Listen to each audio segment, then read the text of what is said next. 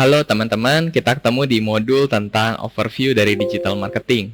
Jadi di modul ini saya pengen untuk sharing tentang sebenarnya apa sih digital marketing itu, kenapa semua orang bilang digital marketing, tapi itu sebenarnya apa? Oke, nah jadi kita akan mulai dengan mindset dulu. Ya, jadi teman-teman mindsetnya adalah digital marketing itu sangat luas.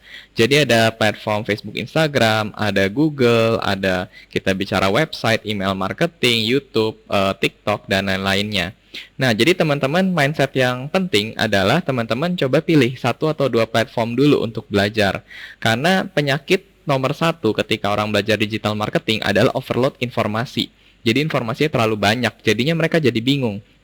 Mau mulainya dari mana, mau bikin apa dulu, mau ngelakuin apa dulu. Nah, jadi teman-teman silakan pilih satu atau dua platform dulu. Kenapa? Karena setiap platform itu udah ada kisah suksesnya sendiri-sendiri. Jadi ada yang tokonya di Tokopedia sama Shopee bisa jualan sampai ratusan miliar rupiah, tapi padahal nggak punya akun Instagram, nggak punya website. Tapi di sisi lain ada juga akun Instagram yang sudah menghasilkan sampai ratusan miliar rupiah, tetapi mereka sebenarnya nggak punya toko di Tokopedia atau nggak punya di Shopee. Jadi teman-teman silakan pilih dulu ya platform mana yang teman-teman mau fokusin.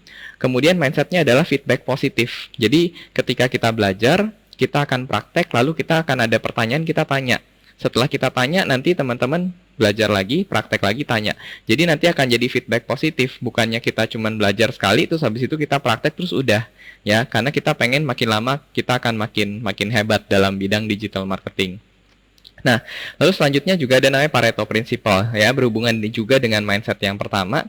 Jadi 20% dari usaha Anda itu akan menghasilkan 80% dari hasil Anda. Ya, jadi Pareto Principle tuh 80-20.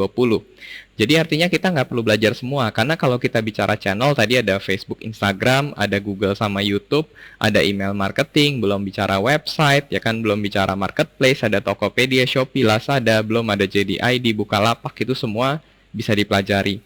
Nah, selain itu juga ada TikTok, ada Twitter, ada Programmatic, ada teman-teman bisa pergi ke detik.com, ke Kompas, dan lain-lainnya. Jadi banyak banget.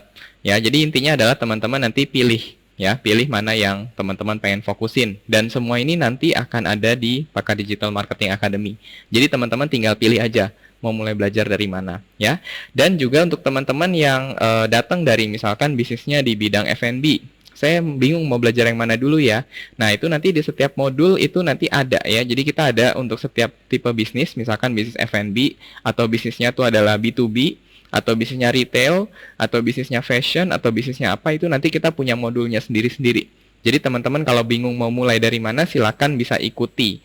Ya, jadi fashion nanti kita akan bilang, oh kamu mulai dengan belajar akun Instagram dulu, lalu belajar Facebook sama Instagram Ads. Lalu mungkin bicara kalau udah makin gede, kita pengen otomatisasi, kita bikin website e-commerce, dan seterusnya. Jadi teman-teman nanti ada journey-nya masing-masing untuk masing-masing bidang, baik di untuk karir ataupun untuk bisnis. Ya.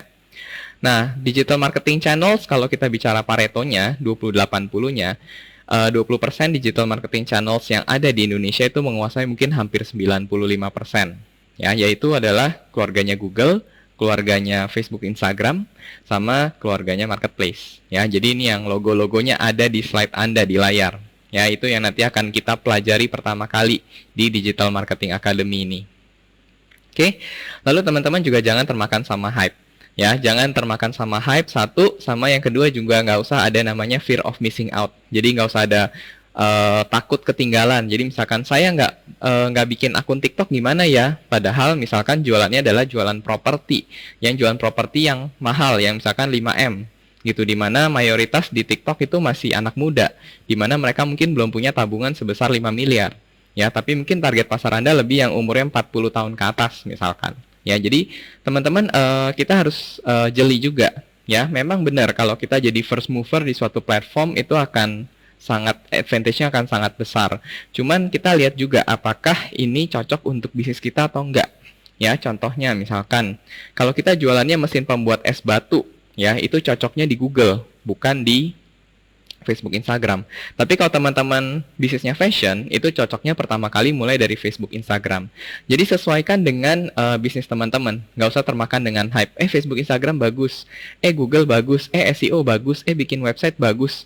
Bikin pakai tools ini bagus. Bikin pakai tools yang lain bagus. Karena setiap hari, setiap saat akan ada tools baru, akan ada channel baru. Ya, jadi teman-teman tidak usah termakan oleh hype. Fokuslah kepada apa yang sesuai sama bisnis Anda. Oke, itu aja untuk modul ini teman-teman. Terima kasih. Kita akan jumpa di modul selanjutnya.